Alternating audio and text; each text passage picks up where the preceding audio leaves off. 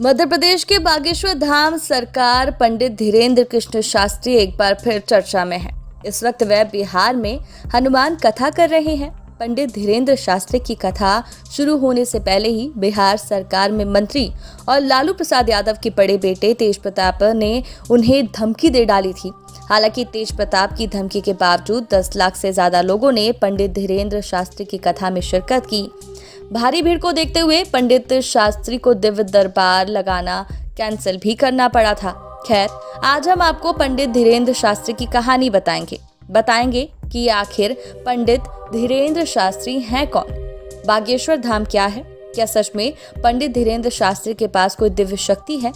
आइए समझते हैं क्या है बागेश्वर धाम का इतिहास।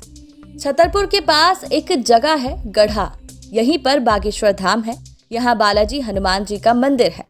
हर मंगलवार को बालाजी हनुमान जी के दर्शन को भारी भीड़ उमड़ती है। धीरे धीरे इस मंदिर को लोग बागेश्वर धाम सरकार के नाम से पुकारने लगे हैं। ये मंदिर सैकड़ों साल पुराना बताया जाता है।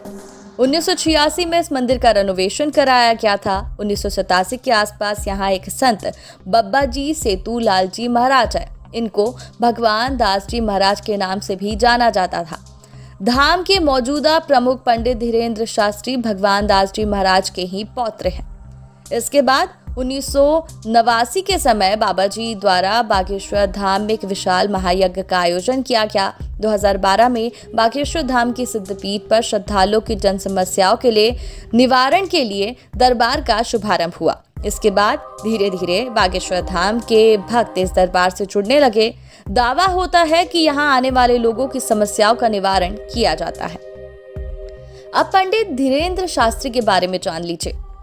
अभी बागेश्वर धाम की बागडोर पंडित धीरेन्द्र कृष्ण शास्त्री के पास है। पंडित धीरेन्द्र का जन्म 1996 में मध्य प्रदेश के छतरपुर जिले के गड़ागंज गांव में हुआ था। इनका पूरा परिवार अभी भी गड़ागंज में ही रहता है। पंडित धीरेन्द्र शास्त्री के दादा पंडित भगवान दास गर्ग भी इस मंदिर के पुजारी रहे। कहा जाता है कि पंडित धीरेन्द्र का बचपन काफी कठिनाइयों में बीता। जब वे छोटे थे तो परिवार की आर्थिक स्थिति इतनी खराब थी कि एक वक्त का ही भोजन उन्हें मिल पाता था। पंडित धीरेन्द्र शास्त्री के पिता का नाम राम कृपाल गर्ग और माँ सरोज गर्ग है।